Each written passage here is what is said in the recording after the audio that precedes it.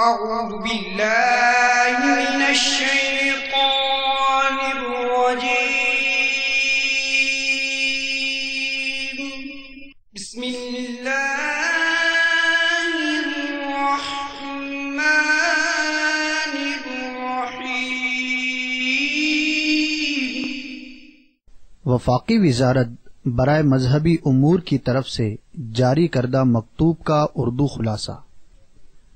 دعوت اسلامی ایک غیر سیاسی پرامن سب سے بڑی مذہبی تحریک ہے جو کہ ملک اور بیرون ملک قرآن و سنت کے مطابق اسلام کا پیغام عام کرنے میں مصروف عمل ہے۔ یہ تحریک مکمل غیر سیاسی ہونے کے ساتھ ساتھ انتہا پسندی اور دہشت گردی سے پاک ہے۔ وفاقی وزارت برائے مذہبی امور اس تحریک کے نیکی کی دعوت عام کرنے کے انداز اور اس سے متعلق دیگر تمام امور سے مطمئن ہے۔ Certificate issued by Ministry of Religious Affairs, Government of Pakistan. To whom it may concern. Dawat-e-Islami is the largest religious, non-political, propagational and peaceful movement of Quran and Sunnah in the country, working for propagation of the message of Holy Quran and Sunnah all over the country as well as abroad. The Jamaat is purely non-political, non-extremist and non-terrorist.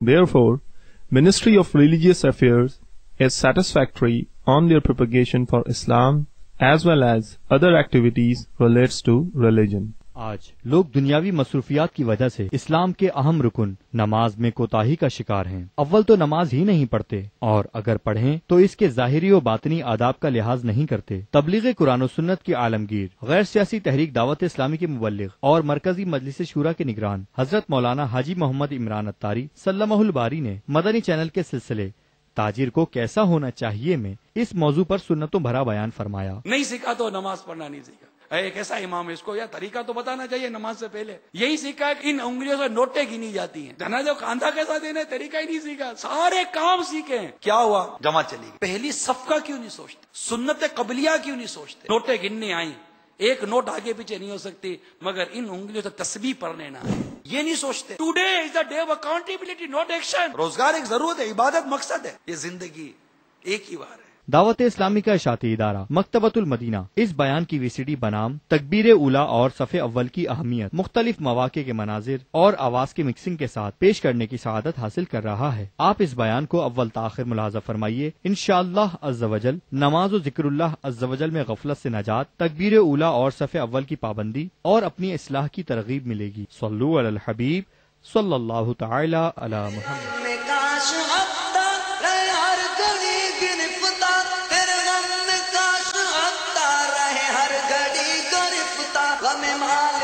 بچانا مدنی مدینے والے مدنی مدینے والے مدنی مدینے والے۔ الحمدللہ رب العالمین والصلاة والسلام علی سید المرسلین، اما بعد فاعوذ باللہ من الشیطان الرجیم، بسم اللہ الرحمن الرحیم۔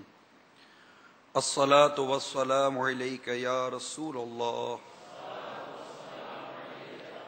وَعَلَىٰ آلِكَ وَأَصْحَابِكَ يَا حَبِيبَ اللَّهِ۔ الصلاة والسلام علیک یا نبی اللہ وَعَلَىٰ آلِكَ وَأَصْحَابِكَ یا نور اللہ۔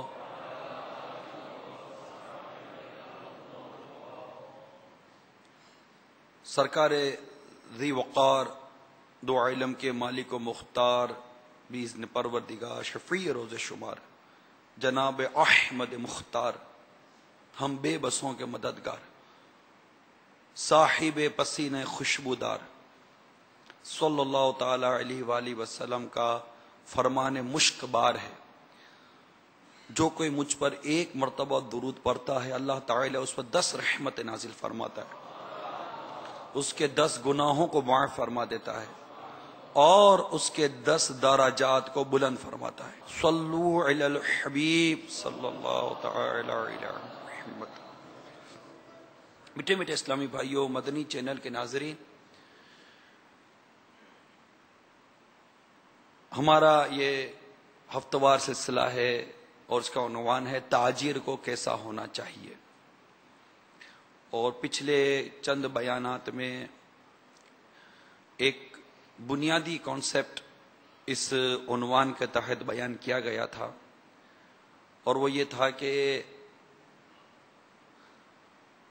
اسلام کی ترویج و اشاعت، اس کے پھیلنے میں تاجران، ٹریڈرز کا ایک بہت بڑا کردار رہا ہے، اور ان کی انداز تجارت اور ان کا کردار دیکھ کر غیر مسلم اسلام کے قریب آتے اور کلمہ پڑھ کر مسلمان بنتے تھے. تو ٹریڈنگ اور تجارت نے اسلام کی ترویج و اشاعت میں، اس کے پھیلنے میں کردار ادا کیا ہے.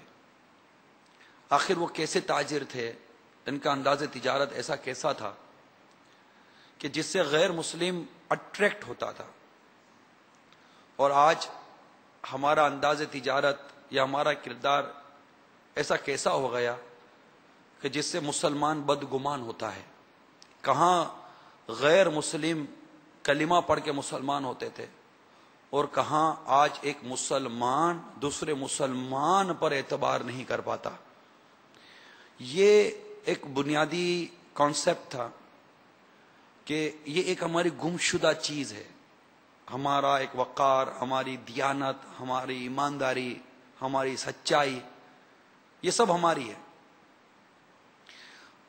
اور ہمارا کمنڈمنٹ، یہ سب ہمارا ہے.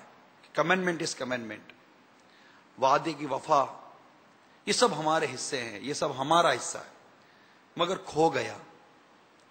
اسے ڈھونڈنے کے لیے جمع ہوئے ہیں اور پانے کے لیے جمع ہوتے ہیں کہ کہیں سے مل جائے. پتہ آیات اور روایت کے ذریعے پتہ چل جاتا ہے کہ یہ ہے کہاں، یہ کیا چیز ہے، کیسے کھوئی ہے. یہ ساری چیزیں کچھ نہ کچھ بیان ہوئی ہیں.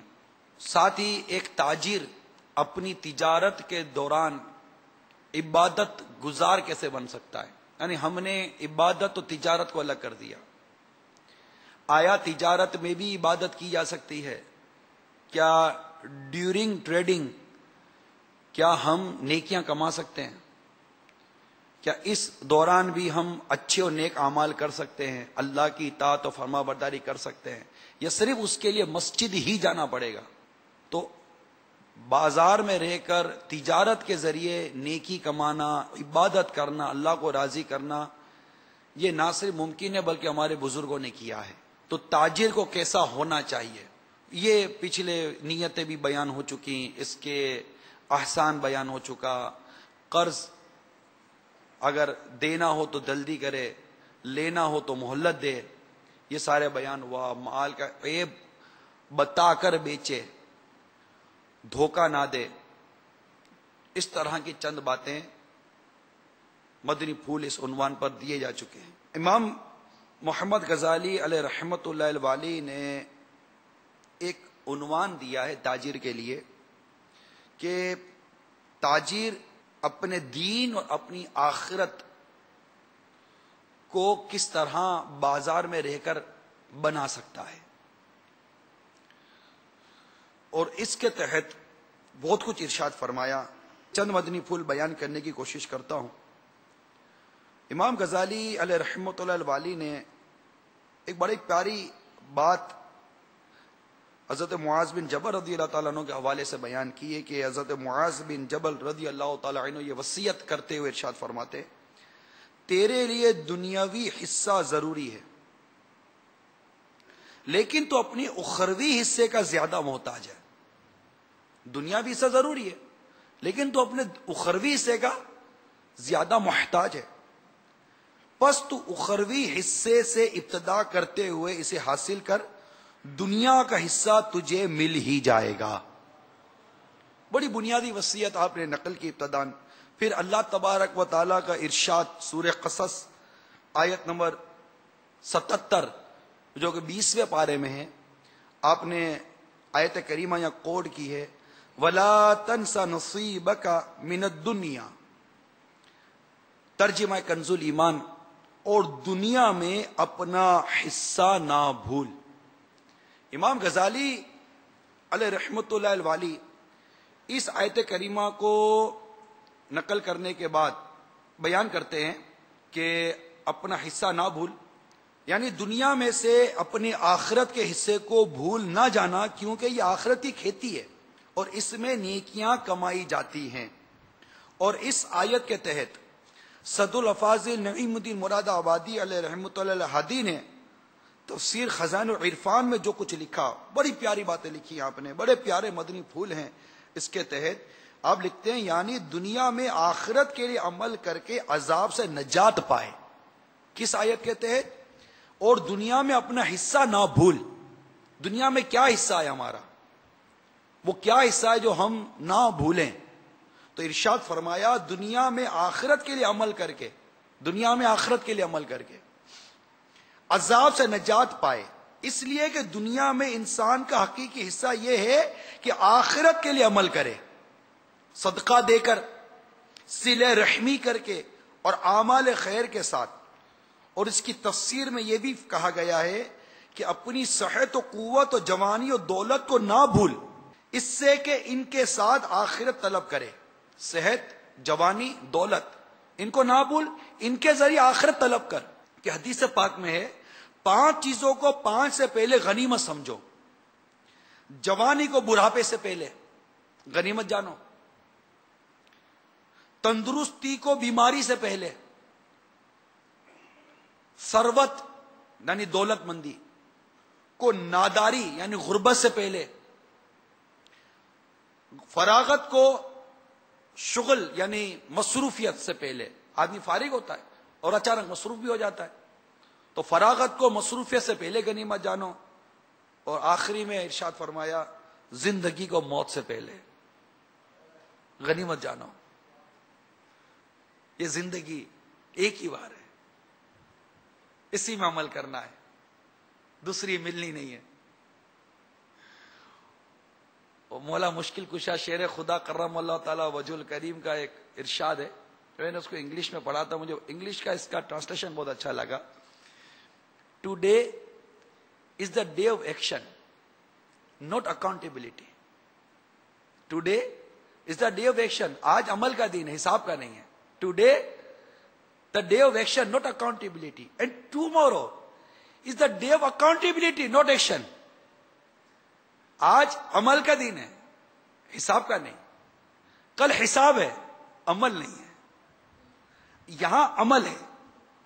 تو امام غزالی علیہ رحمت اللہ الوالی نے ہمیں، اور تاجروں کا پورا جو میں چیپٹر میرے سامنے وہ تاجروں کا ہے، بزنس کمیونٹی کے لیے امام غزالی نے لکھا ہے. اور اس میں امام غزالی رحمت اللہ تعالیٰ نے جو مدنی پھول دیا اس کا میں نے سب سے پہلے جو بیان کیا تھا، جس میں نیتوں کا بیان تھا کہ تاجر جب گھر سے بازار کی طرف آئے اچھی نیتیں لے کر آئے، حسن اخلاق کی، احسان کرنے کی، سچ بولنے کی، اس طرح کی نیت لے کر. وہ بیان میں سب سے پہلے کے اجتماع میں کر چکا. آج ایک اور مدنی پھول جو امام غزالی رحمت اللہ علیہ کا میں بیان کرنے جا رہا ہوں وہ ہے دنیاوی بازار آخرت کے بازار سے نہ روکے. اور اس کے لیے امام غزالی علیہ رحمت اللہ الوالی نے پارہ 18 سورہ نور کی آیت نمبر 37 اس کے تحت بیان کی ہے کہ ارشاد ہوتا ہے رجال لا تلہیہم تجارت ولا بیع عن ذکر اللہ. اعلی حضرت امام اہل سنت مجدد دین و ملت پروان شمعی رسالت مولانا شاہ امام احمد رضا خان علیہ رحمت الرحمان اس کا ترجمہ کچھ یوں کرتے ہیں، وہ مرد جنہیں غافل نہیں کرتا کوئی سودا نہ خرید و فروخت اللہ کی یاد سے. یخافون یوما تتقلب فیہ القلوب والابصار، ڈرتے اس دن سے جس میں الٹ جائیں گے دل اور آنکھیں. تو میرے میٹھے اور پیارے اسلامی بھائیوں، اس آیت کریمہ کے تحت ہمارے مفسرین نے بہت کچھ مدنی پھول عطا کیے ہیں کہ نماز سے ان کو ان کی خرید و فروخت اور ان کا کوئی سودا ان کو اللہ کے ذکر سے نہیں روکتا، انہیں نماز برپا رکھنے سے نہیں روکتا، انہیں زکوٰۃ کی ادائیگی سے یہ ساری چیزیں اس کو روکتی نہیں ہیں۔ چنانچہ اس آیت کریمہ کے تحت ہمارے مفسرین نے لکھا ہے کہ حضرت ابن عمر رضی اللہ تعالی عنہما بازار میں تھے، مسجد میں نماز کے لیے اقامت کہی گئی، آپ نے دیکھا کہ بازار والے اٹھے اور دکانیں بند کر کے مسجد میں داخل ہو گئے، تو فرمایا کہ یہ آیت کریمہ جو بھی میں نے پڑھی، یہ آیت کریمہ ایسے ہی لوگوں کے حق میں نازل، ایسے لوگوں کے حق میں۔ یہاں پر جو بات کہنے کا میرے میٹھے اسلامی بھائیوں مقصد ہے، میرے تاجر اسلامی بھائیوں، میرے ٹریڈر اسلامی بھائیوں، وہ یہ ہے کہ ہم بازار میں ہیں اور عموماً 3 یا 4 نمازیں بازار میں آتی ہیں۔ یہاں پر ہمیں جو چیز سمجھائی جا رہی ہے وہ یہ ہے کہ تمہارا سودا، تمہاری خرید و فروخت تمہیں اللہ کے ذکر سے غافل نہ کر دے، تمہیں نماز سے غافل نہ کر دے، تمہیں زکوٰۃ کی ادائیگی سے غافل نہ کر دے۔ تو یہاں پر ہمیں نماز قائم کرنے، ہم بھلے بازار میں کس ہی رش ہے، کیسی ہی تیزی ہے یا کیسی مندی ہے، کہ گاہک کی فکر میں ہو یا گاہک کے ساتھ گفتگو میں ہو، سب صورتوں میں جب نماز کا وقت ہو جائے ہمیں نماز کے لیے چلے جانا چاہیے۔ اچھا، اب اس مقام پر سیدنا فاروق اعظم رضی اللہ تعالیٰ عنہ نے ایک بڑی پیاری بات ارشاد فرمائی ہے، اور وہ تاجروں سے فرمایا کرتے تھے۔ فاروق اعظم رضی اللہ عنہ نے تاجروں سے فرمایا، اپنے دین کو، ابتدائی دین کو، فرسٹ ٹائم کو، کہ پہلے حصے کو اپنی آخرت کے لیے بناؤ اور بعد والے کو دنیا کے لیے۔ فرماتے امت کے نیکوکار لوگ جو گزر گئے وہ دین کے اول و آخر کو آخرت کے لیے اور درمیان والے کو تجارت کے لیے بناتے تھے۔ ابتدائی وقت فرسٹ ٹائم بھی آخرت کے لیے، اور تھرڈ ٹائم سیکنڈ ہاف عموماً یہ ہمارا ظہر اور یہ درمیانی وقت ہوتا ہے نا، لیکن سیکنڈ ٹائم اگر تھرڈ ٹائم لیا جائے تو جب دن ڈھل رہا ہوتا ہے، جب عصر کا وقت قریب آ رہا ہوتا ہے، تو مطلب آخری حصہ جو ہے نا وہ آخرت کے لیے، پہلا اور آخری حصہ یہ آخرت کے لیے کر دو، بیچ کا حصہ تم اپنے لیے، اپنی تجارت کے لیے کر دو۔ اور پھر حدیث پاک یہاں امام غزالی علیہ رحمۃ اللہ الوالی نے نقل کی، جب فرشتے کسی بندے کے اعمال نامے لے کر جاتے ہیں اور اس میں لکھا ہوتا ہے کہ اس نے دین کا اول و آخر ذکر خدا بندی اور نیکی میں گزارا ہے، تو درمیان والے برے اعمال یعنی صغیرہ گناہوں کو اللہ تعالیٰ مٹا دیتا ہے۔ اور ایک اور روایت نقل کی کہ رات اور دن کے فرشتے طلوع فجر اور عصر کے وقت اکٹھے ہوتے ہیں، تو اللہ تعالیٰ ان سے ارشاد فرماتا ہے، جبکہ وہ بہتر جانتا ہے کہ تم نے میرے بندوں کو کس حالت میں چھوڑا۔ وہ عرض کرتے ہیں ہم نے انہیں چھوڑا تو وہ نماز پڑھ رہے تھے، اور جب ہم ان کے پاس گئے تو بھی وہ نماز پڑھ رہے تھے۔ اللہ تعالیٰ فرماتا ہے تمہیں گواہ بناتا ہوں میں نے ان کو بخش دیا۔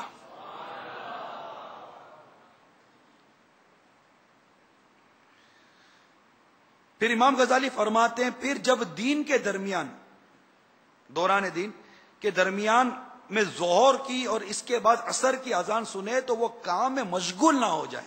تاجر کو کیسا ہونا چاہیے کہ وہ کام میں مشغول نہ ہو جائے۔ ابھی اقامت کی آواز ہمارے کانوں میں نہیں آتی، لیکن پہلے ایک تصور ہوتا ہے، میں جو غور کیا میں تو اتنے بڑے بڑے تو علاقے نہیں ہوتے تھے مسجدیں، تو اقامت کی آواز بھی آ جاتی تھی۔ تو فرماتے اذان سنے تو اقامت تو بڑی دور کی بات ہے، اذان سنے تو وہ کام میں مشغول نہ ہو جائے بلکہ اپنی جگہ سے اٹھے اور اپنی تمام مصروفیت کو چھوڑ دے، کیونکہ پہلے وقت میں امام کے ساتھ تکبیر تحریمہ کی فضیلت کا چھوٹنا دنیا اور جو کچھ اس میں ہے اس میں سے کچھ بھی اس کا ازالہ نہیں کر سکتا۔ یہاں پر میرے آقا سیدنا امام محمد غزالی علیہ رحمت اللہ الوالی نے جس اہم ترین بات کی طرف ہماری توجہ دلائی ہے وہ یہ ہے کہ ہمارا تاجر یہ بازار کی مصروفیت میں اول تو نماز نہ چھوڑے. آپ کو ایک بہت بڑی تعداد مارکیٹ میں ملے گی نماز ہی ہے، لیکن جب آپ جماعت سے نماز پڑھ کے باہر نکلے ہوتے رش ہوتا ہے جو جماعت کے لیے آ رہا ہوتا ہے، رش ہوتا ہے. دوسری جماعت ہو رہی ہے تو تیسری جماعت ہو رہی ہے، جماعتیں ثانی ہو رہی ہوتی ہیں.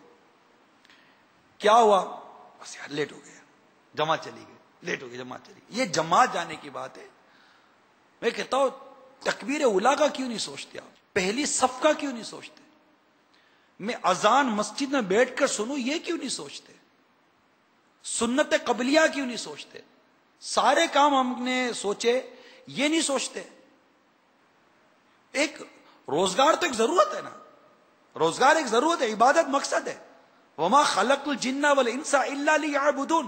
ہم نے جن اور انسان کو اپنی عبادت کے لیے پیدا کیا ہے، اور بہترین اور افضل ترین عبادتوں میں نماز. اچھا نماز کا وقت آیا نا، اذان ہو گئی.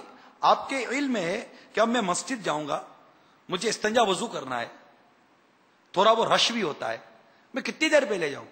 آپ کو پتا ہے کہ آپ کو 10 بجے مارکیٹ پہنچنا ہے، جس کو نوکری کے جو پتا ہے 9 بجے پہنچنا ہے، تو وہ کتنی جلدی نکلتا ہے؟ اس کو ٹریفک کا اندازہ ہوتا ہے، آدھا گھنٹہ گاڑی لگے گی، بس ملے گی اس کو 15 منٹ لگے گی، بس پہنچائے گی تو 15 منٹ لگے گی، اسٹاپ سے اتر کے پیدل جاؤں گا تو 15 منٹ لگے گی، پھر میں 9 بجے پہنچوں گا. کیوں؟ اس کو پتا ہے کہ اگر میں لیٹ پہنچوں گا تو لیٹ پر میری کٹوتی ہو جائے گی، مجھے کارڈ پنچ کرنا پڑے گا. یا میٹنگ ہے، کسی کو آپ نے ٹائم دیا ہے، آپ کو پتا ہے کہ میں لیٹ ہو جاؤں گا تو میٹنگ میری پوسٹ پون ہو جائے گی، وہ آدمی اٹھ کر چلا جائے گا، تو آدمی 5 منٹ پہلے پہنچتا ہے. بعض اوقات 2 پیسے کمانے کے لیے آدمی 5 منٹ پہلے پہنچتا ہے. میں کہتا ہوں تکبیر اولیٰ پڑھنے کے لیے آپ اور ہم پہلے مسجد میں کیوں نہیں پہنچتے؟ دولت کس قدر غالب ہے، کاروبار کس قدر غالب ہے، اور مجھ پر تکبیر اولیٰ کی میری کوئی سوچ ہی نہیں. مجھے سنت قبلیہ ادا کرنے کی سوچ ہی نہیں کہ سنت قبلیہ بھی مجھے ادا کرنی ہے، کہ سنت قبلیہ کے ثواب کماؤں. پھر سنت قبلیہ ادا کرنے کے بعد میری زندگی کے وہ لمحات بھی تو آئے کہ میں فرض نماز کا مسجد میں بیٹھ کے انتظار کر رہا ہوں، اور اس دوران میں ذکر و اذکار کر رہا ہوں، قرآن پاک نکال کے میں تلاوت کر رہا ہوں، مسجد کی پہلی صف میں بیٹھ کر میں جماعت کا انتظار کر رہا ہوں، اور جماعت ختم ہونے کے بعد میں سکون اور اطمینان سے سنت بادیہ ادا کر رہا ہوں، نفلیں ادا کر رہا ہوں. اور اس کے بعد کیونکہ کاروبار تو ہم 100% لیول پہ جا کے کرتے ہیں نا، کوئی بھی کاروبار اپنے 100% پہ کیا جاتا ہے، پوری طاقت کے ساتھ، پورے دھیان کے ساتھ، پوری توجہ کے ساتھ اور پوری اکاؤنٹیبلٹی کے ساتھ کاروبار کیا جاتا ہے. ایک ایک پائے کا حساب رکھا ہے، نہیں 10 روپیہ بھی نہیں چھوڑوں گا، نفع ہی 10 روپیہ کہاں سے چھوڑوں گا؟ نفع پورا نہیں چھوڑیں گے، کاروبار پورا نہیں چھوڑیں گے، گاہک کو پورا نہیں چھوڑیں گے. اور جب نماز کا وقت آئے گا، میں نے نمازی کی بات کر رہا ہوں، جو بے نمازی ہے میں تو اس کا ذکر ہی نہیں کر رہا ہوں، یا تو میں نمازی کا ذکر کر رہا ہوں کہ نمازی بھی جب مسجد میں آیا تو اس مسجد میں آنے کے بعد بھی کیا اس نے تکبیر اولیٰ پائی؟ کیا جماعت پوری پائی؟ پہلی رکعت نکل گئی، دوسری رکعت نکل گئی، تیسری رکعت نکل گئی، چوتھی رکعت میں جا کر اس کو مطلب کہ وہ بھی قاعدہ آخرہ ملا، جیسے تیسے اس کو قاعدہ آخرہ ملا، پھر اس نے اپنی نماز پوری کی. دکان تو اس طرح ہم نہیں چلاتے، کاروبار تو ہم اس طرح نہیں چلاتے. کاروبار میں سب سے پہلے مارکیٹ میں آتے ہیں، سب سے آخر میں جاتے ہیں. مارکیٹ کے بند ہونے کا ٹائم ہم کو پتا، مارکیٹ کے کھلنے کا ٹائم ہم کو پتا. اور جو دیر سے مارکیٹیں کھلتی ہیں سارے دیر سے آتے ہیں، لیکن کرتے سب ہیں، پتہ نہیں کیا ہو گیا، مارکیٹیں بڑی دیر سے کھلتی ہیں.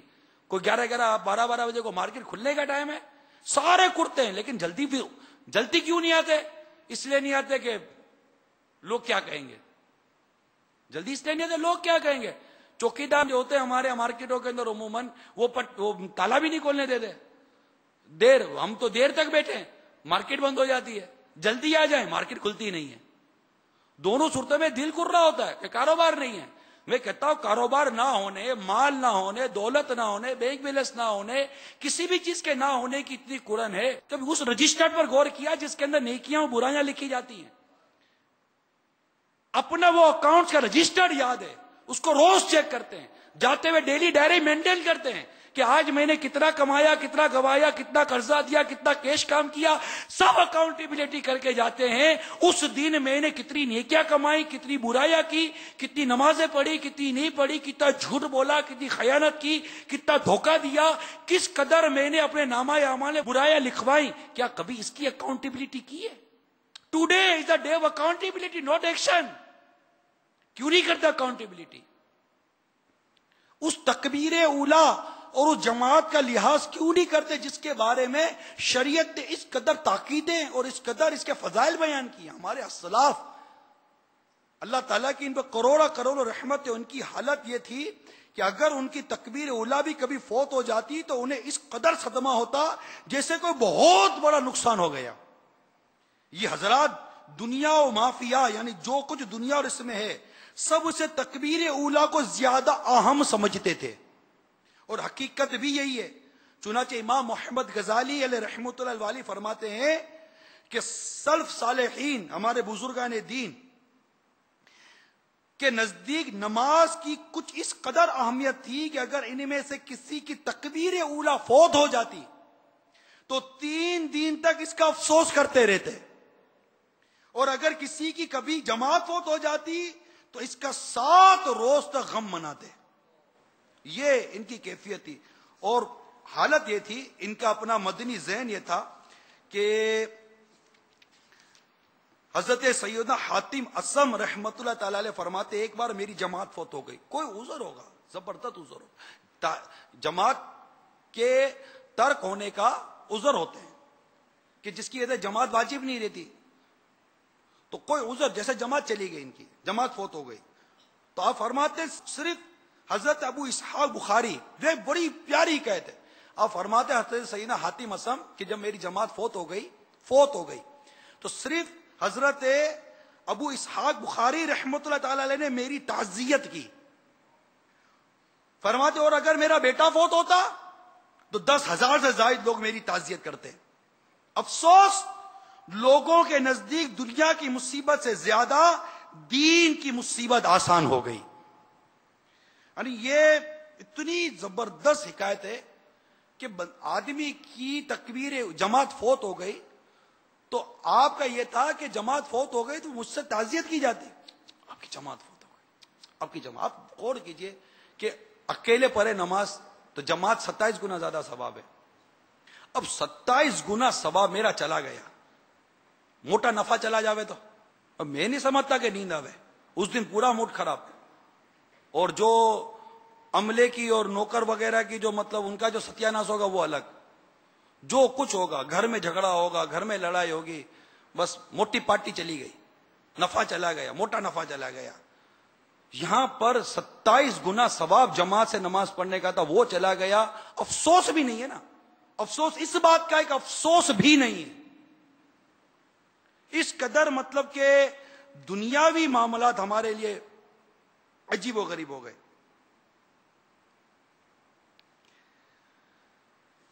لہذا میرے میٹھے اور پیارے اسلامی بھائیوں، بالخصوص میرے تاجر اسلامی بھائیوں، اس بات پر غور کیجئے کہ ہمارے نزدیک تکبیر اولا کی اہمیت ہونی چاہیے. ایک کاش کہ میرا تاجر اذان مسجد میں سنے. وہ دن بھی آ جائے، آ سکتا ہے. آپ کوشش کریں تو آ جائے گا، آپ کوشش کریں تو آ جائے گا. ہمارے بزرگ رحمت اللہ تعالی علیہ پرانے جب ذمی کا دور تھا، ذمی کفار جو ہوتے تھے جو ذمہ دیتے تھے اور اسلام ان کو پھر تحفظ دیتا تھا، تھے کفار، ذمی کفار تھے، تو اب ایمان تو لائے نہیں تھے لیکن ذمی کفار ان کے یہاں کام کرتے تھے. تو ہمارے بزرگان دین دکانیں ذمی کفاروں کے سپرد کر کے مسجدوں میں جا کر بیٹھ جایا کرتے تھے اور اپنا بہت بڑا حصہ مسجد میں گزارتے تھے اور بازار میں نیکیاں کرتے تھے، عبادتیں کرتے تھے. بات یہاں میں عبادت کی جب چلی ہے تو میں نے اس نے تکبیر اولا کو لیا ہے اور پہلی صف کے بارے میں ذہن دینے کی کوشش کر رہا ہوں کہ ہم جہاں اپنے آپ کو صف اول میں دیکھنا چاہتے ہیں، ہر تاجر چاہتا ہے کہ میں صف اول کا تاجر بنوں، چاہتا ہے میں صف اول کا تاجر بنوں. صف اول کا نمازی کیوں نہ بنو، تاجر صف اول کا بنو جو یہیں رہ جائے گی، نمازی صف اول کا نہ بنو جو قبر و آخرت میں کام آئے گی. وہاں کی کیوں نہیں، مطلب اصل میں ہماری سوچ میں وہ مرنے کا کنسپٹ جو ہے نا وہ بہت وہ مدھم ہو گیا، بہت مدھم ہو گیا، ہلکا پڑ گیا. مرنا ہے اور وہاں کی تیاری کرنی ہے. میں نے بازار میں 10-12 گھنٹے گزارے، میں نے اپنی قبر کی کیا تیاری کی. اس کے لیے میں نے سب سے نماز، کیونکہ بہت بڑی تعداد بازار کی، اگر میں کہتا ہوں اگر میرے سارے تاجر بازار میں جو ہوتے ہیں یہ نماز ہے جماعت کے ساتھ تکبیر اولیٰ کے ساتھ پڑھیں، آئے ہائے ہائے، یعنی آپ غور کیجئے کہ پہلی صف کے بارے میں روایتوں میں آتا ہے اگر یہ جانتے کہ پہلی صف میں کیا ہے تو قرہ اندازی ہوتی، ایک دوسرے کے اوپر مطلب کہ فوقیت لے جانے کی کوشش کرتے، پہلی صف کا ثواب اتنا ہے۔ تو یہاں پہلی صف کیا، آدمی جلدی بھی آ کر کونے میں بیٹھا ہوتا ادھر دیوار سے ٹیک لگا کر اور پڑھا ہوگا، جماعت تکبیر ہو جائے گی، کھڑی ہوگی، ہلتے ہلتے ہلتے تو چوتھی پانچویں صف میں آئے گا۔ ارے بھائی جان پہلی صف، اللہ تعالیٰ کی توفیق، آپ مسجد میں جلدی آ گئے ہو تو عقل سے کام لو، پہلی صف میں جا کر اور تو وظائف پڑھ لو نا، کونے میں کیوں بیٹھے ہوئے؟ تو مسجد میں آتے ہی آگے کہ پہلی صف میں جا کر آدمی سنت ادا کرے اور پھر بیٹھ جائے، جماعت کا انتظار کرے اور اپنی تکبیر اولیٰ کو پائے۔ منقول ہے کہ ایک شخص کو غمگین پایا گیا، غم، دکھی تھا، اس سے وجہ پوچھی، بولی دکھی ہو؟ تو بتانے لگے میرے 10 مال بردار اونٹ کھو گئے، اونٹ پر مال لدا ہوا تھا، 10 مال بردار اونٹ کھو گئے، اس لیے غمگین ہو۔ تو ارشاد فرمایا میں تو سمجھا کہ تمہاری تکبیر اولیٰ فوت ہو گئی ہے اس لیے تم اتنے غمگین ہو۔ اس نے کہا تکبیر اولیٰ کی اس قدر اہمیت ہے؟ تو بتایا تکبیر اولیٰ دنیا اور اس میں موجود ہر شے سے زیادہ اہم ہے، تکبیر اولیٰ۔ تو اب ہم نیت کر لیجئے کہ انشاءاللہ عز و جل ہم بازار میں اپنی مسجدوں کو آباد کریں گے، اور جیسے ہی مطلب آپ کو اذان کی آواز آئے تو ماشاءاللہ اذان سے پہلے درود پاک پڑھے جاتے ہیں، اسے ہی درود پاک کی آواز کانوں میں آئے اپنے کام کو سمیٹ لیں۔ کوئی بھلے کیسا ہی موٹے سے موٹا گاہک ہے، یہ لے کر جائے گا کنفرم تو نہیں ہے نا، لے کر جائے کنفرم تو نہیں ہے نا، ڈیلنگ چل رہی ہے، سودا ہو جائے گا کنفرم ہے نہیں ہے نا۔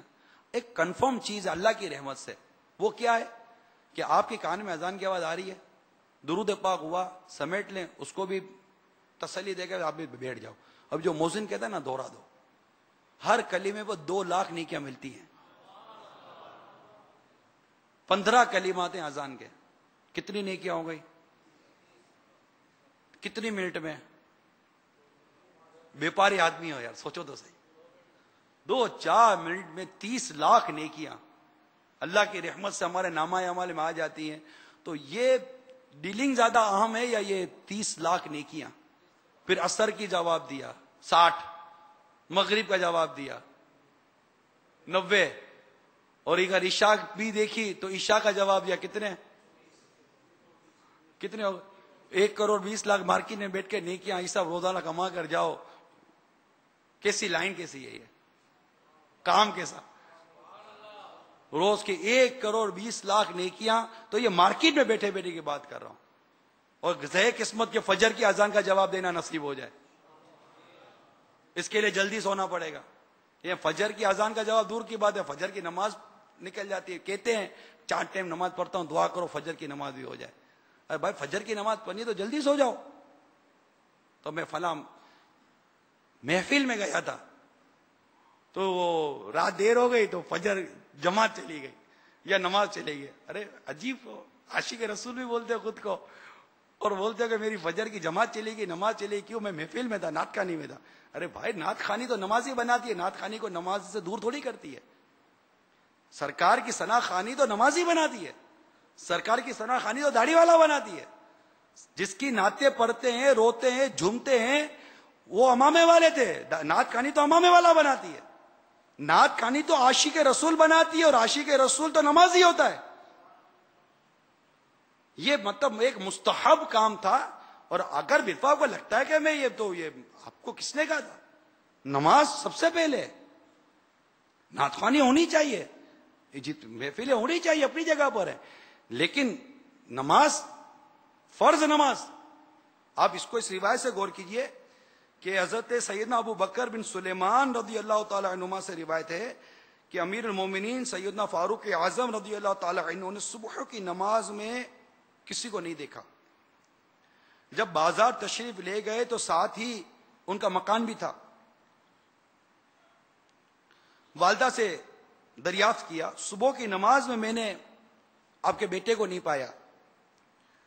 انہوں نے عرض کی رات میں نماز پڑھتے رہے پھر نیند آ گئی. رات میں نماز پڑھتے رہے پھر نیند آ گئی.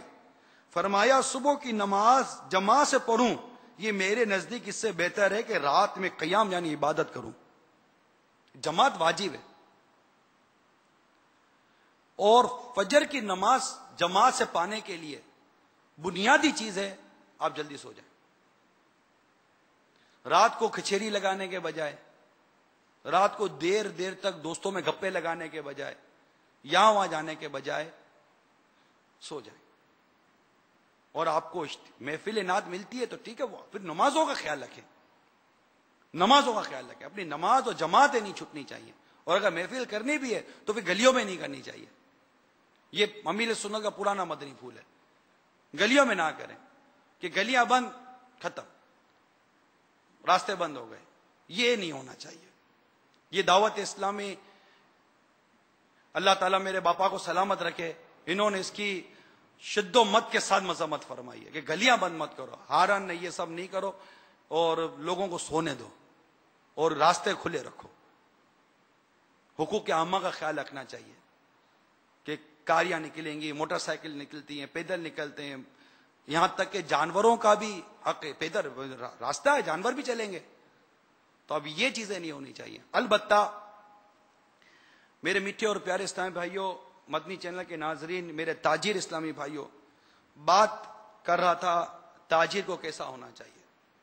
تو تاجر کو سب سے پہلے تو نمازی ہونا چاہیے, نمازی پابند ہونا چاہیے اس کو نماز کا. اور نماز کا پابند ہونے کے ساتھ ساتھ اس کو اللہ عز و جل کے کرم سے مسجد میں جماعت سے نماز پڑھنے والا ہونا چاہیے. اگر آج تک یہ سستی تھی تو اس کو دور کریں اور یہ نیت کریں کہ میں انشاءاللہ مسجد میں جماعت سے نماز پڑھوں گا. اور تکبیر اولا, پہلی رکعت فوت نہیں ہونی چاہیے. دنیا اور جو کچھ اس میں ان سب سے بہتر ہے تکبیر اولا. اور جب آپ کو اور ہم کو پتا ہے کہ مسجد کے اندر اتنے نمازی ہوں گے تو پھر اتنی پہلے سے تیاری کریں کہ اب خامہ کا لیٹ کرنے کے بعد اب یہ عذر کرنا کہ وضو خانے پہ بہت رش تھا. اب جب وضو خانے پہ رش ہوگا پھر آپ کی باری آئے گی اور پھر وضو درست نہیں ہوگا. یا پھر نتیجہ یہ نکلے گا کہ وضو خانے پہ بیٹا کو صحیح وضو کر رہا ہوگا تو پھر اس کو اپنے سمجھائیں گے, اے بھائی جلدی کرو جلدی کرو, پتہ نہیں ہے نماز کا ٹائم جا رہا ہے, جماعت کی فکر نہیں ہے. ارے حاجی صاحب جماعت کی فکر آپ کو تھی تو پہلے آ جاتے یار. آپ کو پتہ نہیں ہے کہ وضو خانے پر اتنے لوگ بیٹھیں گے, رش ہوگا. استنجا خانے میں جائیں گے تو دروازہ پیچھے باہر سے بجاتے رہیں گے, ارے جلدی کرو جماعت کا ٹائم ہے. پتہ نہیں تھا رش ہوتا ہے. وہ اندر بیٹھا وہ اس کو تکلیف دے رہے ہو, وہ آپ کے دروازے بجانے تھے تو وہ زیادہ ٹینشن میں آ جائے گا. تو جب پتہ ہے کہ جماعت سے نماز پڑھنی ہے, میں نے تکبیر اولا پانی ہے, سنت قبلی ادا کرنی ہے, تو آپ کو کتنی جلدی آنا پڑے گا. ہمارے یہاں ماشاءاللہ وقفہ ہوتا ہے 15 سے 20 منٹ پہلے اذانیں ہوتی ہیں. تو اتنا پہلے آدمی دکان چھوڑ دے, کاروبار چھوڑ دے, کھڑا ہو جائے. بیٹھ کر باتیں کرنے سے, چائے پینے سے, ان تمام چیزوں سے میرے میٹھے اسلام بھائیوں مسجد کی جماعت تکبیر اولا پہلی صف افضل ہے. اور اللہ توفیق دے تو سنت قبلی ادا کرنی چاہیے. کون کون نیت کرتا ہے سنت قبلیہ کے ساتھ انشاءاللہ مسجد میں حاضر ہو کر نماز ادا کریں گے. اگر میرے بازار کے اندر یہ آئے تو گاہک بھی سمجھ جائے گا نا کہ اس کی دکان پہ جانے کا بھی فائدہ نہیں ہے نماز کے بعد, وہ بھی آپ کے پیچھے پیچھے نماز پڑھنے کے لیے آئے گا. اور درست نماز اگر ہم پڑھتے ہیں تو انشاءاللہ عز و جل آپ خود دیکھیں گے ہمارے بازاروں کا انداز تبدیل ہو جائے گا. اگر درست نماز ہے کہ ان الصلاۃ تنہا عن الفحشاء والمنکر, ترجمہ کنز المن, بے شک نماز منع کرتی ہے بے حیائی اور بری بات سے. اب اللہ عز و جل کا فرمان تو یہ ہے کہ بے شک نماز بے حیائی و بری باتوں سے منع کرتی ہے. اب میرا تاجر غور کرے، وہ نمازی، یہ سب آپ ساری باتیں تو میں نمازیوں کے لیے کر رہا ہوں نا، نمازی تاجر ہی سے اس وقت میں مخاطب ہوں. جو نماز پڑھتا ہی نہیں ہے اس سے میں کیا بات کروں؟ وہ تو اپنے اوپر بس وبال کا وبال لے رہا ہے، عذاب ہی عذاب ہے. جو نماز قضا کرنا، تو جو ایک جان بوجھ کے نماز قضا کرتا ہے اس کا نام جہنم کے اس دروازے پہ لکھ دیا جاتا ہے جس کے ذریعے سے جہنم میں داخل ہونا ہے. تھانے کے رجسٹر میں نام آ جاوے تو بلیک لسٹوں میں طبیعت خراب ہو جائے، اور جہنم کے اس دروازے پر نام آ جائے جس سے جہنم میں داخل ہونا ہے. خوف خدا ہونا چاہیے یار، آدمی ڈرے کانپ جائے. آپ تو ماشاءاللہ اگر تاجر ہے اور کاروبار اپنا کرتے ہو تو آپ کا تو ایک ایک آدمی نمازی ہونا چاہیے. جو آپ کے پاس کام کرو بے نمازی کیسے ہو؟ جو گاہک آپ کی دکان پہ آئے وہ نمازی بن جائے، مال لے کے جائے یا نہ جائے آپ کی دکان سے نماز کا تحفہ لے کر تو جائے. تو اب میں یہ غور کرتا ہوں کہ ہمارے مارکیٹوں میں نماز ہے، ایسا نہیں ہے کہ بالکل نماز نہیں ہے. ہاں مارکیٹوں میں نماز ہے، ظہر میں بھی آپ کو نمازی ملیں گے، ملتے ہیں نا. یہاں تو میں نے پہلی صف کی بات کی، تکبیر اولیٰ کی بات کی، سنت قبلیہ کی بات کی، ٹھیک ہے، اور جماعت سے نماز ادا کرنے کی بات کی. لیکن اب جس بات کی طرف آپ کی توجہ چاہتا ہوں وہ یہ ہے کہ نماز تو پڑھتے ہیں مگر پھر بھی خیانت کیوں ہو رہی ہے؟ پھر بھی ناپ تول میں ڈنڈی کیوں مار رہا ہے وہ؟ پھر بھی جھوٹ کیوں بول رہا ہے؟ ارے باجی نہیں بس آپ کو کیا بتاؤں، اتنی خرید بھی نہیں ہے، اور نہیں ہے کر کے پینا بھی دیتا ہے. جھوٹ کیوں بولتا ہے؟ پھر قرضہ کیوں دبا لیتا ہے؟ لوگوں کا مال کیوں کھا جاتا ہے؟ نمازی ہے، اتنا بڑا نشان بھی ہے، پھر بھی سود لے کر کاروبار کیوں کر رہا ہے؟ اتنا بڑا نمازی ہے پھر بھی رشوت دے کر جھوٹا اپنا مال کیوں ان آؤٹ کرواتا ہے؟ نمازی ہے پھر بھی میڈ ان جاپان کی پرنٹیں کیوں چھپتا ہے؟ یہی پیچھے گلی میں تو مال بنا تھا یار، سائڈ ایریا سے مال آیا ہے، یہی مال بنایا اور اس کے اوپر چھپا چھپ پرنٹوں پہ پرنٹیں، جاپان کی پرنٹیں لگا رہے ہو. نمازی ہے، نشان ہے، پھر بھی جھوٹ بولتا ہے، خیانت کرتا ہے، دھوکہ دیتا ہے، جھوٹے تھپے مارتا ہے، میڈ ان تبدیل کر کے بیچتا ہے، پرنٹ غلط کرواتا ہے، ڈنڈی مارتا ہے، تانے بانے میں ڈنڈی مارتا ہے، جو ویونگ میں ڈنڈی مارتا ہے، سب آپ کو پتا ہے. غلط لیبل لگا کر مال بیچتا ہے، برانڈڈ مال نہیں ہے پھر بھی برانڈڈ مال کر کے بیچے گا. نمازی ہے. میں اس وقت نمازی سے بات کر رہا ہوں. اور جب میرا رب فرماتا ہے نماز، بے شک نماز منع کرتی ہے بے حیائی و بری بات سے، مگر یہ نماز پڑھ کے بھی اتنی بھی حیائیاں کر رہا ہے، اتنی برائیاں کر رہا ہے، اور حرام کھا رہا ہے، حرام مال کماتا ہے، جھوٹ بولتا ہے، خیانت بددیانتی کرتا ہے، نمازی ہے. اب غور کیجئے کہ میرے رب کا فرمان حق حق حق. اب نتیجہ یہ نکلتا ہے کہ نماز واقعی برائی سے منع کرتی ہے مگر میری نماز مجھے برائی سے منع نہیں کر پا رہی. کیوں؟ میری نماز درست نہیں ہے. جو نتیجہ نکلے گا وہ یہی نکلے گا، میری نماز درست نہیں ہے. تو اے تاجر اسلامی بھائیوں، اپنی نماز درست کرو. آپ نے سب کچھ سیکھا، آپ نے کپڑے کی کوالٹی سیکھ لی، آپ 65 35 کو بھی پہچان لیتے ہو، ایک ایک کاؤنٹ پہچان لیتے ہو، برتن پہچان لیتے ہو، کوالٹی پہچان لیتے ہو، ہر چیز پہچان لیتے ہو. 4 دھاگے رکھو، دھاگے الگ کر دیتے ہو. آپ اتنی پہچان آپ کے پاس آ گئی. اگر نہیں آتی تو نماز پڑھنے نہیں آتی، نہیں آتا تو وضو کرنے نہیں آتا، نہیں آتا تو کپڑے پاک کرنے نہیں آتے. یہ نہیں سیکھا. اور اس کو کیونکہ اس کو آپ نے ٹائم دیا نا، والد صاحب نے بیٹھ کر 10 سال تک آپ کی تربیت کی ہے، تب جا کر آپ کاروبار سنبھالتے ہو. لیکن کبھی مسجد میں آ کر 10 منٹ دیے مجھے نماز سکھا دو. 3 دن مدنی قافلے کے لیے مانگتے، ہمارے پاس ٹائم نہیں ہے. ہفتہ وار اجتماع میں بلاتے، ٹائم نہیں ہے. تو آپ خود غور کیجئے میرے میٹھے اور پیارے اسلامی بھائیوں، میرے میٹھے میٹھے پیارے پیارے تاجر اسلامی بھائیوں، وہ کیسا تاجر ہے جسے تجارت کرنے آ گئی لیکن نماز پڑھنے نہیں آئی.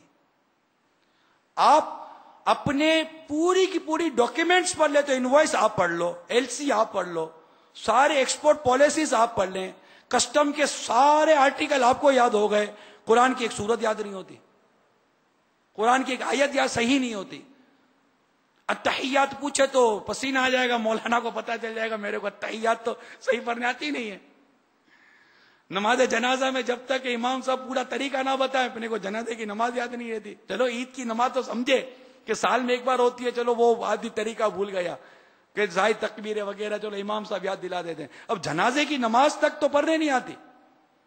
اگر امام نہ بتائے تو پھر آپس میں خسر پسر کرتے ہیں، اے کیسا امام ہے، اس کو یا طریقہ تو بتانا چاہیے نماز سے پہلے۔ ارے مولانا اگر 2 منٹ طریقہ نہیں بتایا تو آپ کو خراب لگا، آپ کو اتنا نہیں تھا کہ یار میں مطلب کہ مجھے 60 سال ہو گئے، میں نے جنازے کی طریقہ ہی نہیں سیکھا یار، جنازے کو کاندھا کیسا دینا ہے طریقہ ہی نہیں سیکھا، سارے کام سیکھے ہیں، نہیں سیکھا تو نماز پڑھنا نہیں سیکھا۔ یہی سیکھا کہ ان نوٹوں سے، ان انگلیوں سے نوٹیں گنی جاتی ہیں، یہ نہیں سیکھا کہ ان انگلیوں سے تسبیح بھی پڑھی جاتی ہے۔ نوٹیں گننے آئیں، ایک نوٹ آگے پیچھے نہیں ہو سکتی مگر ان انگلیوں سے تسبیح پڑھنے نہ آئی کہ صحیح تسبیح میں پڑھ لو۔ یہ کیسا تاجر ہے؟ بہت بنیادی چیز میں نے آپ کے سامنے رکھی، وہ نماز۔ اگر ہم نماز درست کر لیں اپنی، تو مجھے بہت زیادہ یہ گمان ہے کہ ہم نماز درست کر لیں، نماز انشاءاللہ عز و جل برائی سے بچائے گی۔ آپ دیکھیے ایک وہ شخص تھا جو ایک عورت پر عاشق ہو گیا، اب شب و روز اس کے لیے بے قرار رہتا، آخر کار ہمت کر کے اس نے ایک چٹھی لکھی اور اپنے عشق کا اظہار کر دیا۔ وہ خاتون نہایت شریف خاندان کی تھی، یعنی میک اپ وغیرہ کر کے یہ جو تعلیم کے نام پر جو بے حیائیاں کرتی ہیں، وہ گلی کوچوں بازاروں میں جو بے پردہ پھرتی رہتی ہیں، ایسی وہ نہیں تھی۔ وہ نیک عورت تھی، غیر مردوں سے ہنس ہنس کے بات کرنا اس کے مزاج میں ہی نہیں تھا۔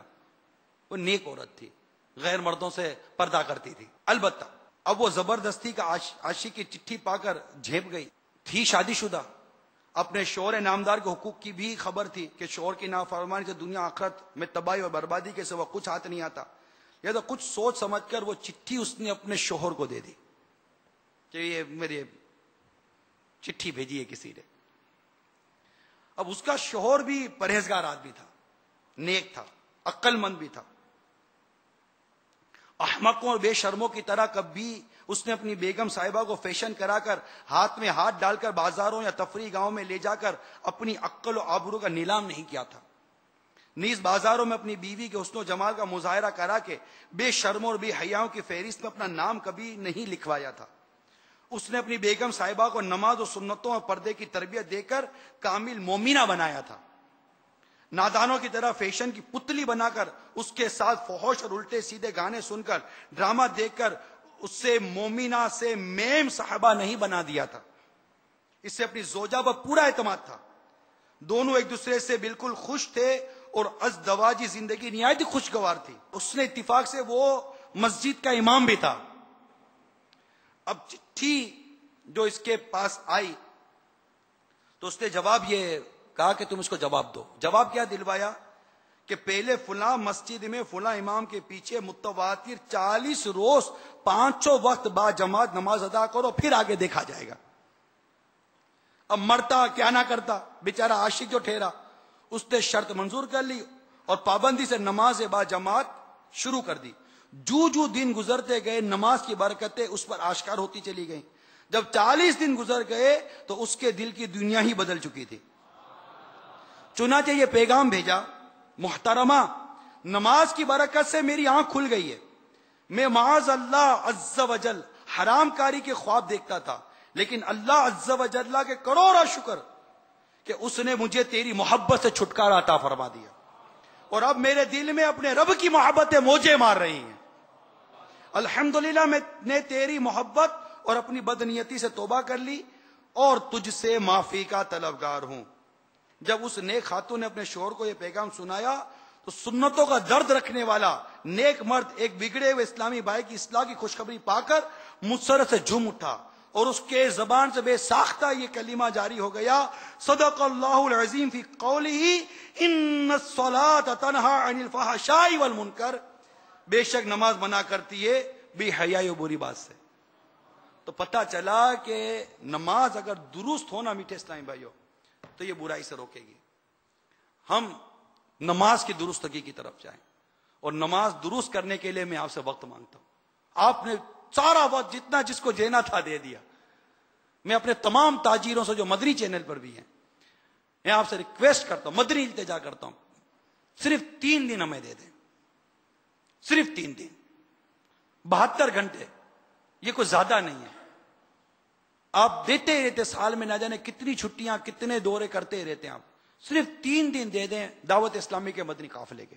انشاءاللہ عز و جل میرے رب نے چاہا تو آپ کو نماز درست کرنے کا ایک تو پکا ذہن ملے گا, اور کئی نماز کی کمزوریاں آپ کی 3 دن میں دور ہو جائیں گی. ہمارا ایک تاجر ہمارے ساتھ مدنی قافلے کے مسافر تھے. مدنی قافلے میں وضو کا طریقہ بھی سکھایا جاتا ہے. تو وہ یہ مجھے بعد میں اس تاجر ہی نے بتایا نا, بزنس کمیونٹی سے تعلق تھا اس کا. تو وہ وضو کر رہے تھے. اب عمر ان کی بھی تقریباً 50 سال کے آس پاس ہوگی. یوں نماز بھی پڑھتے تھے, لیکن وضو خانے پر بیٹھے تو ہاتھ دھونے کا طریقہ ان کا درست نہیں تھا.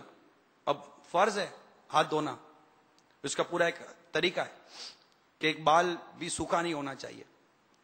اب وہ ہاتھ دھو رہے تھے تو اب ہاتھ دھونے کا انداز ایسا تھا کہ کئی جگہ سوکھی رہ جاتی. تو ہمارے مبلغ نے ان کو وہیں وضو خانے پر ہاتھ دھونے کا طریقہ سکھایا, اور پھر وضو کا طریقہ پورا وہ سیکھ گئے. بعد میں وہ ہمارے مبلغ بیان کرتے, جب بھی وہ ملتے ہیں نا, وہ کہتے ہیں کہ میں جب بھی وضو کرتا ہوں آپ کی وہ آواز آ جاتی ہے کہ ہاتھ یوں دھونا چاہیے. تو بس میں وہ وضو کرتے ہوئے میرے کو آپ کی وہ مبلغ کی بات یاد آ جاتی ہے کہ ہاتھ یوں دھونا چاہیے. ایک مرتبہ اے میرے تاجر اسلامی بھائیو, ایک مرتبہ آپ کسی سے کاروبار کرنے جاتے ہو, 4 آدمی سے بات کرتے ہو نہیں کرتے, یار یہ کروں کہ نہیں کروں, صحیح ہے یا نہیں ہے. پیسہ لینے جاتے ہو چیک کرتے ہو نا, کسی کو قرضہ دیتے ہو تو چیک کرتے ہو نا, مال لیتے ہو تو کسی تجربے کار کو دکھا دو, یار میں لے رہا ہوں صحیح ہے یا نہیں ہے, ڈنڈی تو نہیں مار رہا یار, ایسا تو نہیں میں پھنس جاؤں گا. تو یہاں پھنسنے کا ایک ڈر ہوتا ہے جو آپ کو کوالٹی چیک کرواتا ہے. ٹھیک ہے, قیامت میں کہیں ہم پھنس نہ جائیں, اور کہیں ایسی نمازیں لے کر نہ جائیں جو نمازیں ہمارے منہ پر مار دی جائیں. ایک مرتبہ اپنی خوش فہمی سے باہر آ جائیں. آپ کی بلے داڑھی ہے, آپ بلے برسوں پرانے نمازی ہیں. میں یہ تو نہیں کہتا نا کہ آپ کی نماز غلط ہی ہے, لیکن یہ مشورہ تو دے سکتا ہوں کہ غلط ہے یا صحیح ہے, ایک بار چیک تو کروا لو یار. حرج کیا چیک کروانے میں؟ بھائی صحیح ہوگی تو آپ کو خوشی ہوگی نا, اور غلط ہوئی تو مرنے سے پہلے نماز تو درست کر لو. کہ زندگی گزر گئی میں نماز ہی درست نہ کر سکا. مجھے نماز کی شرطیں تو پتا چلے, نماز کے فرائض تو پتا چلے, نماز کے واجبات تو پتا چلے, تو یہ معلوم تو کر لو. میں اپنا وضو چیک تو کر لو کہ یار میں وضو کرتا ہوں, غسل کا طریقہ پوچھ تو لو کہ کہیں ایسا تو نہیں کہ میں ناپاک کا ناپاک ہی ہوں. حرج تو نہیں ہے نا اس میں کیا نقصان ہے؟ دعوت اسلامی کے مبلغین نہ پیسہ تو مانگتے نہیں ہے نا کہ جناب نماز سکھاؤں گا اتنے پیسے لگیں گے. یہ کہتا پیسے بھی لگتے ہو نا اور مجھے نماز درست ملتی ہو, تو کروڑوں خرچ کر کے بھی اگر آدمی اپنی نماز درست کر لے تو کروڑوں تو کچھ بھی نہیں ہے یار.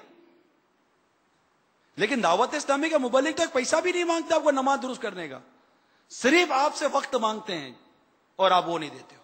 میں سارے تاجروں سے بات کرتا ہوں کہ تاجر وقت نہیں دیتا, اپنا سارا وقت یہ کاروبار پہ لگا دیتا ہے, اور پھر ایسا نہیں کہ وقت نہیں ہے, دعوتوں میں 2-3 گھنٹے انتظار کون کرتا ہے, اور دیگر دوستوں کی اور ہفتے میں 2-4 دن کی دوستوں کی گپ شپ کے اندر گھنٹوں کون ضائع کرتا ہے. دکانوں پہ جا کر مارکیٹوں کے اندر چائے کے نام پر, بسکٹ کے نام پر, تھوڑا تفریح کے نام پر جا کر گھنٹوں کون گزارتا ہے.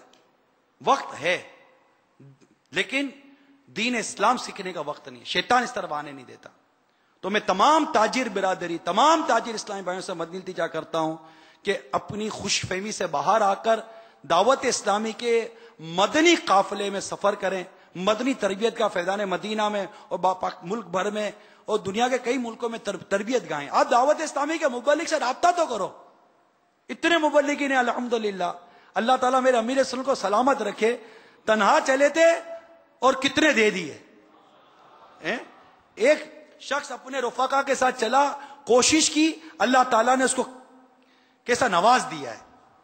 تو الحمدللہ یہ اتنے مبلغین ہمیں عطا کر دیے. میرے امیر سنت نے دعوت اسلامی کا یہ ماحول آپ کو دے دیا. اس ماحول کی برکتیں لیتے ہوئے اپنی نماز درست کر لیں، اپنا وضو درست کر لیں، غسل. میں سب کو دعوت دیتا ہوں کہ آپ سب یہ چیک کر لو کون کون نیت کرتا ہے. میں یہ نہیں کہتا غلط ہے، لیکن چیک کروانے میں تو حرج نہیں ہے نا.